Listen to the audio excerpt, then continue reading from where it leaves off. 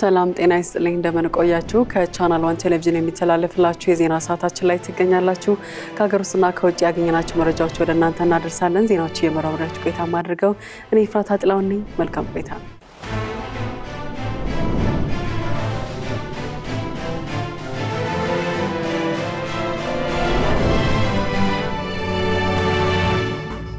የኢትዮጵያ ሀገራዊ ምክክር ጉባኤ ማጠቃለያ መርሃ ግብር በዛሬው ዕለት በአዲስ ዓለም አቀፍ ኮንቬንሽን ማዕከል ተካሄደ።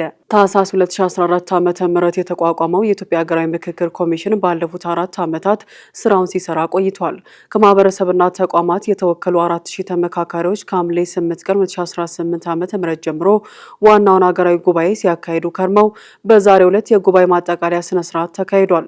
በኢትዮጵያ ሃይማኖት አባቶች ጸሎት በተጀመረው በዚህ መዝጊያ ስነ ስርዓት ላይ የኢፌዴሪ ፕሬዝዳንት ታዬ አጽቀሥላሴ፣ የህዝብ ተወካዮች ምክር ቤት አፈ ጉባኤ ታገሰ ጫፎ፣ የፌዴሬሽን ምክር ቤት አፈ ጉባኤ አገኘው ተሻገር፣ የኢጋድ ዋና ጸሐፊ ወርቅነህ ገበየሁ፣ የቀድሞ የኬንያ ፕሬዝዳንት ኡሁሩ ኬንያታ፣ የቀድሞ የናይጄሪያ ፕሬዝዳንት ኦሉሴጉን ኦባሳንጆ እንዲሁም የመንግስት ከፍተኛ የስራ ኃላፊዎች ተገኝተዋል። በምክክሩ አጠቃላይ ሂደትም ኢትዮጵያ ከራሷ አልፎ ለመላ አፍሪካውያን ምሳሌ የሚሆን ስራ አከናውናበታለች። 76ኛው የዓለም ጤና ድርጅት የአፍሪካ ቀጠናዊ ኮሚቴ ጉባኤ በኢትዮጵያ ጤናና በሌሎች ዘርፎች የተመዘገቡ ስኬቶችን ለማጠናከር ጉልህ ሚና እንዳለው የጤና ሚኒስትር ዶክተር መቅደስ ዳባ ተናገሩ። ለዝርዝሩ ሄሮዳህ ንጉሴ በጉባኤው ከ47ቱ የዓለም ጤና ድርጅት የአፍሪካ አባል ሀገራት የተውጣጡ የጤና ሚኒስትሮችን፣ ከፍተኛ የመንግስት ባለስልጣናትን፣ የጤና ባለሙያዎችን፣ የልማት አጋሮችን እንዲሁም የቀጠናውና የዓለም አቀፍ ድርጅት መሪዎችን ጨምሮ ከ800 በላይ ተሳታፊዎች ይሳተፋሉ። የጤና ሚኒስትሯ ዶክተር መቅደስ ዳባ ጉባኤውን አስመልክቶ በሰጡት መግለጫ እንደተናገሩት ጉባኤው በጤና ዘርፍ በ5 ምሰሶዎች ላይ ትኩረት በማድረግ ይካሄዳል። በአፍሪካ ዘላቂ የጤና ፋይናንስ ስርዓትን መገንባት፣ የመጀመሪያ ደረጃ የጤና እንክብካቤ፣ ዲጂታል የጤና ስርዓት መገንባት፣ የጤና ባለሙያዎች አቅም ግንባታና የሀገር ውስጥ ምርቶችን ማሳደግ ላይ ትኩረት ያደርጋል ብለዋል። በኢትዮጵያ የእናቶችና የህፃናትን ሞት መቀነስና የጤና አገልግሎት ማሻሻል እንዲሁም በሰለጠኑ ባለሙያዎች የቅድመ ወሊድ ክትትል ተጨባጭ ውጤቶች ተገኝተዋል ሲሉም ገልጸዋል። በመሆኑም ጉባኤው በኢትዮጵያ በጤናና በሌሎች ዘርፎች የተመዘገቡ ስኬቶችን ለማጠናከር ጉልህ ሚና እንደሚኖረው ተናግረዋል። በተጨማሪም ጉባኤው በኢትዮጵያ በዲፕሎማሲ በቱሪዝምና በሌሎች ዘርፎችም በርካታ ትሩፋቶች እንደሚኖረውም ጨምረው ገልጸዋል። 76ኛውን የዓለም ጤና ድርጅት የአፍሪካ ቀጠናዊ ኮሚቴ ጉባኤ ከነሐሴ 18 እስከ 22 ቀን ኢትዮጵያ እንድታስተናግድ መመረጧ ይታወሳል። የኢትዮጵያና ቻይና በሁኔታዎች የማይለዋወጥ ስትራቴጂካዊ አጋርነት በቻይናና አፍሪካ መካከል የጋራ ተጠቃሚነትን ለመገንባት በሚደረገው ጥረት ውስጥ ትልቅ አስተዋጽኦ እያደረገ እንደሚገኝ በኢትዮጵያ የቻይና አምባሳደር ቼን ሃይ ገለጹ። ሁለንተናዊ ስትራቴጂካዊ ግንኙነቱ ቻይናና ኢትዮጵያ በሁሉም አጋጣሚዎች አብረው የሚቆሙበትና በጋራ የሚሰሩበት ማዕቀፍ መሆኑን አምባሳደሩ ገልጸዋል። ለዝርዝሩ አማሩ ገብሩ የሁለቱ ሀገራት ግንኙነት ወደ ሁለንተናዊ ስትራቴጂካዊ አጋርነት ከፍ ማለቱ የዓለም አቀፍ ትብብርንና የጋራ እድገት አቅም የሚያንጸባርቅ ከመሆኑም በላይ ለቻይናና አፍሪካ ግንኙነት መጠናከር እንደ ዋና መሰረት እንደሚያገለግልም ተናግረዋል። ግንኙነቱ ከተለመደው የዲፕሎማሲ ወሰን በመሻገር በጽኑ ፖለቲካዊ እምነትና በጠንካራ ወዳጅነት ላይ ወደ ተመሰረተ ሁለገብ አጋርነት ማደጉን አመልክተዋል። በሁለቱ ሀገራት መሪዎች ጥበበኛ አመራር የሁለትዮሽ አጋርነቱ በበርካታ ዘርፎች ጉልህ ውጤት እየተመዘገበበት መምጣቱንም ነው የገለጹት። በቅርብ ዓመታት በሁለቱ ሀገራት መሪዎች መመሪያ አማካኝነት ቻይናና ኢትዮጵያ በፖለቲካውና በኢኮኖሚው ዘርፍ በጋራ እየሰሩ ነውም ብለዋል። የሁለቱ ሀገራትን ሕዝቦች ተጠቃሚነት ለማረጋገጥም ይበልጥ ትብብራቸውን እያጠናከሩ መሆኑን አንስተዋል። ሀገራቱ የደቡብ ንፍቀ ድምፅ መሆናቸውን ገልጸው በብሪክስ ማዕቀፍ ውስጥ የነቃ ተሳትፎ እያደረጉ እንደሚገኙም አመልክተዋል። በእነዚህ መድረኮች አማካኝነት ቻይናና ኢትዮጵያ በዓለም አቀፍ ጉዳዮች ላይ የጠበቀ ትብብር እንዳላቸው ጠቅሰው ፍትሐዊ የዓለም ስርዓት እንዲሰፍንም በጋራ እየሰሩ መሆኑን ተናግረዋል። ይህ አጋርነት በረጅም ዘመን ታሪካዊ ወዳጅነት ላይ የተገነባ መሆኑን የጠቀሱት አምባሳደሩ አሁን ላይ ዘመኑ የሚጠይቃቸውን ጥያቄዎች የሚመልስ ፈጣን የእድገት ምዕራፍ ውስጥ እንደሚገኝ አብራርተዋል። በአዲሱ ዘመን ሁለንተናዊ ስትራቴጂካዊ አጋርነቱ በከፍተኛ ፍጥነት እንደሚያድግና በጋራ እጣ ፋንታ ላይ የተመሰረተ የቻይናና አፍሪካ ወዳጅነት የመገንባት ውጥን ስኬታማ እንደሚሆን ያላቸውን እምነት ገልጸዋል። ኢትዮጵያና ቻይና ዲፕሎማሲያዊ ግንኙነታቸውን የጀመሩት እንደ አውሮፓውያን አቆጣጠር በ1970 መሆኑን መረጃዎች ያመለክታሉ። የሀገራቱ የሁለትዮሽ ትብብር ሁኔታዎች የማይለዋወጥ ስትራቴጂካዊ አጋርነት የተሸጋገረው ደግሞ እንደ አውሮፓውያን አቆጣጠር በ2023 ነበር። የኢትዮጵያ አየር መንገድ የኤሮስፔስ ዘርፍን ለማሳደግና የወደፊት ሙያተኞችን ማፍራት የሚያስችል ጠንካራ መሰረት እየጣለ እንደሚገኝ የኢትዮጵያ አቪዬሽን ዩኒቨርሲቲ ፕሬዝዳንት ላከ ታደሰ ገለጹ። የኢትዮጵያ አየር መንገድ ግሩፕ ከቦይንግ ኩባንያ ጋር በመተባበር ያዘጋጀው የሳይንስ ቴክኖሎጂ፣ ኢንጂነሪንግና ሂሳብ ትምህርት ስልጠና መርሃ ግብር ያጠናቀቁ ሰልጣኞችን አስመርቋል። የኢትዮጵያ አቪዬሽን ዩኒቨርሲቲ ፕሬዝዳንት እንደገለጹት ከተለያዩ የሀገሪቱ ክፍሎች የተውጣጡ የሁለተኛ ደረጃ ተማሪዎች የ6 ሳምንታት ስልጠና ሲከታተሉ ቆይተዋል። ተማሪዎቹ በቆይታቸው ከቴክኒክ እውቀት ባሻገር የቡድን ስራ፣ ሂሳብ አስተሳሰብ፣ ችግር ፈቺነትና የፈጠራ ክህሎትን ማዳበር የሚያስችላቸውን ስልጠና መከታተላቸውን አስታውቀዋል። የኢትዮጵያ የኤሮስፔስ ዘርፍ ለማሳደግና የነገ ሀገሪቷን ባለሙያዎች ለማፍራት የሚያስችል ጠንካራ መሰረት እየተጣለ መሆኑን የዩኒቨርሲቲው ፕሬዝዳንት ላከ ተናግረዋል። የኢትዮጵያ አየር መንገድ ግሩፕ በአፍሪካ ትልቁ አየር መንገድ ሲሆን ከቦይንግ ኩባንያ ጋር ለረጅም ዓመታት የቆየ የንግድና የቴክኒክ ትብብር እንዳለውም ይታወቃል። የኢትዮጵያ የሎጂስቲክስ ዘርፍ በ2018 በጀት ዓመት 17.5 ሚሊዮን ቶን ጭነት ማጓጓዙ ተገለጸ። የትራንስፖርትና ሎጂስቲክስ ሚኒስትር ዴኤታ ደንጌ ቦሩ በማህበራዊ ትስስር ገጻቸው ኢትዮጵያ በ2018 በጀት ዓመት 17.57 ሚሊዮን ሜትሪክ ቶን የገቢና ወጪ ጭነት ማጓጓዟንና በሎጂስቲክስ ዘርፍ የታዩ ዋና ዋና የአፈጻጸም መረጃን አካፍለዋል። በበጀት ዓመቱ 16 ሚሊዮን ሜትሪክ ቶን የሚደርስ የገቢና 1.6 ሚሊዮን ሜትሪክ ቶን በላይ የወጪ ጭነት መስተናገዱን ገልጸዋል።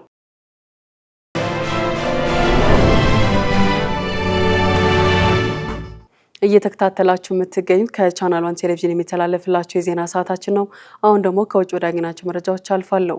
በሶማሊያ በያዝነው የፈረንጆቹ ዓመት 2026 እስከ 1.9 ሚሊዮን የሚደርሱ ህጻናት ለከባድ የምግብ እጥረት እንደሚጋለጡና ከነዚህም መካከል ግማሽ ሚሊዮን ያህሉ ለሞት በሚዳርግ አጣዳፊ የምግብ እጥረት ሊጠቁ እንደሚችሉ የተባበሩት መንግስታት የህጻናት መብቶች ድርጅት ዩኒሴፍ አስታወቀ። ለሀገሪቱ ይደረግ የነበረው የሰብአዊ እርዳታ በከፍተኛ ሁኔታ በመቀነሱ ምክንያት እስካሁን 205 የጤናና የምግብ እርዳታ መስጫ ማዕከላት የተዘጉ ሲሆን በቀጣይም እስከ 618 የሚደርሱ የጤና ተቋማት ሙሉ በሙሉ ሊዘጉ ይችላሉ ተብሏል። አሜሪካና ሌሎች ምዕራባውያን ሀገራት የሚሰጡትን እርዳታ በማቋረጣቸውና በመቀነሳቸው ምክንያት ለሶማሊያ ይደረግ የነበረው የፋይናንስ ድጋፍ ከ80 በመቶ በላይ ቀንሷል። ሀገሪቱ በከባድ ድርቅ፣ በግጭት፣ በመፈናቀልና ከኢራን ጦርነት ጋር ተያይዞ መረው የነዳጅና የማዳበሪያ ዋጋ ምክንያት የከፋ የአየር ንብረትና የኢኮኖሚ ውጥረት ውስጥ ትገኛለች። የሱዳኑ ፈጥኖ ደራሽ ኃይል በርካታ ተዋጊዎች እየከዱት ነው ተባለ። እነዚሁ ተዋጊዎች እጅ እየሰጡ ወደ ብሔራዊ ጦሩ እየተቀላቀሉ መሆኑም ታውቋል። በርካታ ቁጥር ያላቸው የፈጥኖ ደራሽ ኃይሉ ተዋጊዎች በየዕለቱ እየከዱ ወደ ተለያዩ የብሔራዊ ጦሩ ካምፖች እየገቡ እንደሆነ ነው የተሰማው። እነዚሁ እጅ የሰጡ ተዋጊዎች ወደ ብሔራዊ ጦሩ የመቀላቀል ሂደት የመጀመሪያ ምዕራፍ መጀመሩን የጠቆመው ሱዳን ትሪቡን ይህም የተከናወነው በዳርፉር በኮርዶፋንና በሰሜን ግዛት ነው ብሏል። በቅርቡ ከ300 በላይ የፈጥኖ ደራሽ ኃይሉ ተዋጊዎችን የያዘ አንድ የጦር ክፍል እጁን መስጠቱን ብሔራዊ ጦሩ በሰጠው መግለጫ አስታውቋል። ይህ እርምጃ የጦሩ አዛዥ አብዱልፈታህ አልቡርሃን ግጭቱ በሚያዝያ 2023 ከተቀሰቀሰ ወዲህ ያቀረቡት የሰላም ጥሪ አካል ነውም ተብሏል። ከ40 በላይ ማዕድን አውጪዎችን ሕይወት የቀጠፈው ባህላዊ የወርቅ ማዕድን ማውጫ እንዲዘጋ ተወሰነ። የማዕከላዊ አፍሪካ ሪፐብሊክ ባለስልጣናት በካሜሮን ድንበር አቅራቢያ የሚገኘውን ባህላዊ የወርቅ ማዕድን ማውጫን ገዳይ ሲሉ ገልጸውታል። ለዝርዝሩ አናል ተስፋ። ባሳለፍነው ማክሰኞ በማዕከላዊ አፍሪካ ሪፐብሊክና በካሜሮን ድንበር አቅራቢያ ዛምባዬ በተባለ አካባቢ በሚገኝ ባህላዊ የወርቅ ማዕድን ማውጫ ስፍራ የመደርመስ አደጋ እስካሁን የ49 ሰዎች ሕይወት ማለፉ ተረጋግጧል። ይህንኑም ተከትሎ በአካባቢው የሚገኝ ባህላዊ የወርቅ ማዕድን ማውጣት ስራ በአስቸኳይ እንዲቆምና ስፍራውን ሙሉ ለሙሉ እንዲዘጋ የማዕከላዊ አፍሪካ ሪፐብሊክ የማዕድን ሚኒስቴር ትዕዛዝ ሰጥተዋል። ሕይወታቸው ማለፉ ከተረጋገጡ መካከል 35 የማዕከላዊ አፍሪካ ሪፐብሊክ ዜጎች፣ 12 ካሜሮናውያንና 2 የቻድ ዜጎች እንደሚገኙበት ተነግሯል። ሆኖም ነፍስ የማዳን ጥረቱ ቀጣይ በመሆኑ የሟቾች ቁጥር ሊጨምር እንደሚችልም የአካባቢው ባለስልጣናት ስጋታቸውን ገልጸዋል። በርካታ የተጎዱ የማዕድን ሰራተኞች የሕክምና እርዳታ በማግኘት ላይ ሲሆኑ ሌሎች ከመሬት በታች ተቀብረው የነበሩ ተጎጂዎችም የማውጣት ስራ ተሰርቷል። ባለስልጣናቱም ለተጎዱ ወገኖች እርዳታና ድጋፍን ለማቅረብ እየሰሩ ይገኛል ያለው የስፑቲንክ አፍሪካ ዘገባ የማዕድን ማውጫው ግን የሀገሪቱ ዋነኛ የኢኮኖሚ መሰረት መሆኑን ተከትሎ እስከ መቼ ተዘግቶ እንደሚቆይም አልታወቀም ተብሏል። በዲሞክራቲክ ሪፐብሊክ ኮንጎ የኢቦላ ክትባት በሙከራ ደረጃ መስጠት ሊጀመር እንደሆነ ተገለጸ።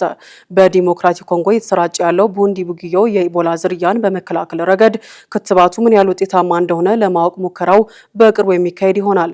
ሄሮዳህ ንጉሴ ተጨማሪ አላት።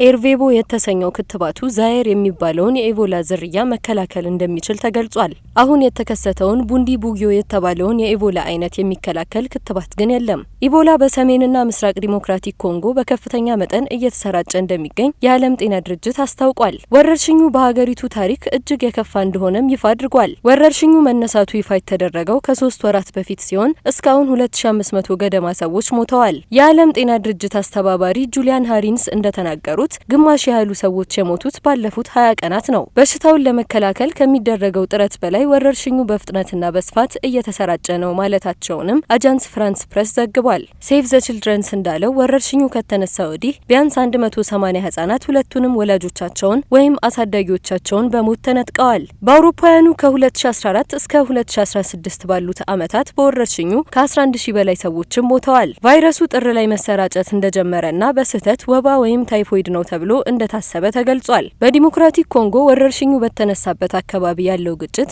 የወረርሽኙን ስርጭት ለመግታት የሚደረገውን ጥረት አስተጓጉሏል።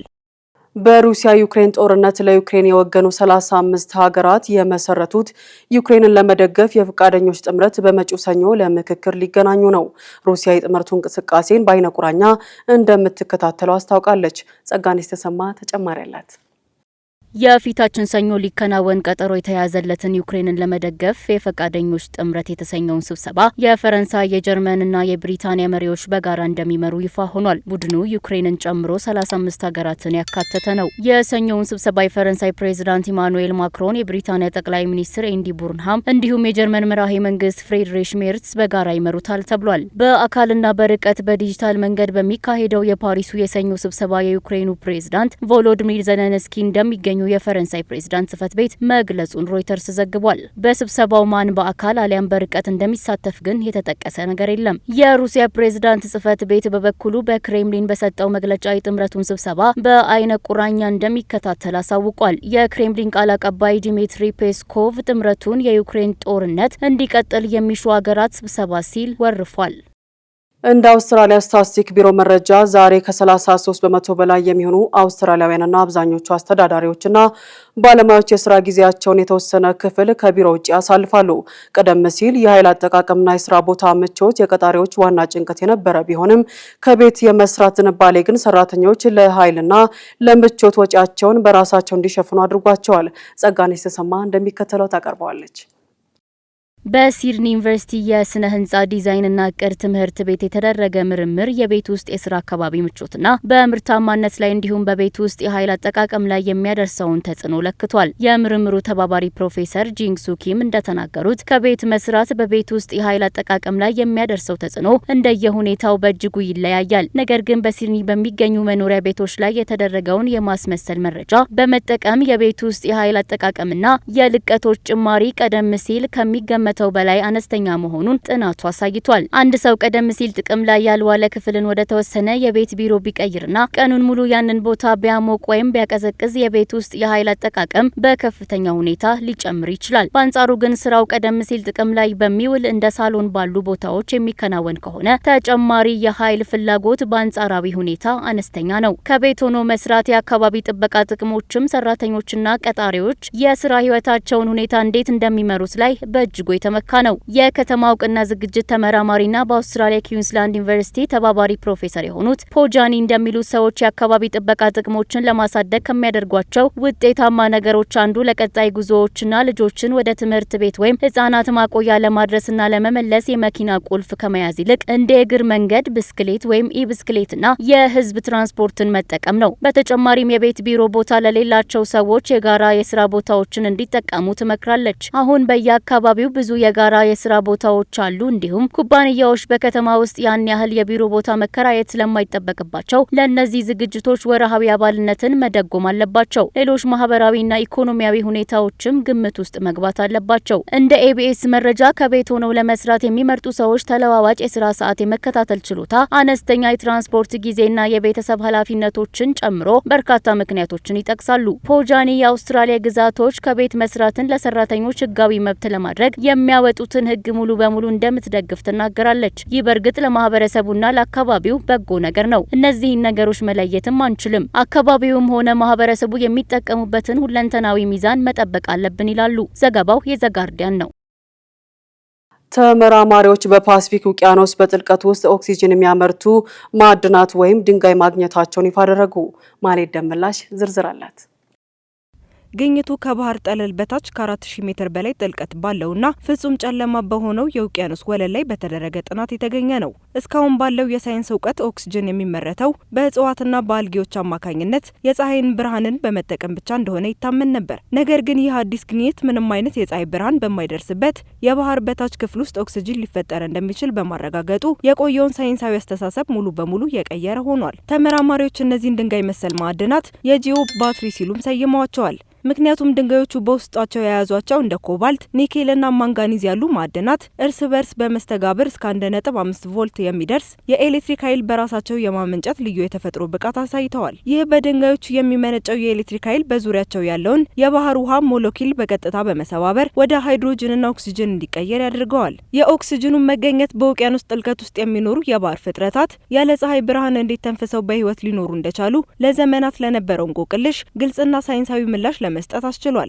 ግኝቱ በዚህ አስቸጋሪ ቀጠና ውስጥ ለሚኖሩ ህያው ፍጥረታት ዋነኛ የህይወት መሰረት መሆኑን አረጋግጧል። የዚህ ጥናት መሪ የሆኑት ፕሮፌሰር አንድሪው ስዊትማን እንደገለጹት ይህ ግኝት ህይወት በምድር ላይ መቼና እንዴት ተጀመረ ለሚለው ጥያቄ አዲስ ምንጭን የሚሰጥ ነው ሲሉ ገልጸዋል። ከዚህም በላይ ከምድር ውጪ ባሉ ሌሎች ፕላኔቶች ላይም በተመሳሳይ ሁኔታ የኦክሲጅንና የህይወት መኖር ሊኖር እንደሚችል አዲስ ተስፋን ፈጥሯል። ይህ ግኝት ይፋ መሆኑ በአሁኑ ወቅት የኤሌክትሪክ መኪና ባትሪዎችን ለመስራት ሲባል በውቅያኖሶች ጥልቀት ውስጥ ያሉ ማዕድናትን ለማውጣት ለታቀደው ሰፊ ቁፋሮ ትልቅ ማስጠንቀቂያ ሆኗል። በሌላ በኩል ድንጋዮቹን በቁፋሮ ማውደም የባህር ውስጥ ስነ ምህዳርንና የኦክሲጅን ምርትን ሙሉ በሙሉ ሊያጠፋ ስለሚችል ጥንቃቄ ሊደረግ እንደሚገባ ተመራማሪዎች አሳስበዋል። ሆሊውድ አንጀሊክ ኪጆን የመጀመሪያዋ የዎክ ኦፍ ፌም ኮከብ ተሸላሚ ጥቁር አፍሪካዊት በማድረግ መረጠ። ለአምስተኛ ጊዜ የግራሚ አዋርድ አሸናፊ አንጀሊክ ኪጆ በሆሊውድ የዎክ ኦፍ ፌም ላይ የኮከብነት ማዕረግ የተቀበለች የመጀመሪያዋ ጥቁር አፍሪካዊት በመሆን ለአፍሪካ ሙዚቃ ታሪካዊ ድል አስመዝግባለች።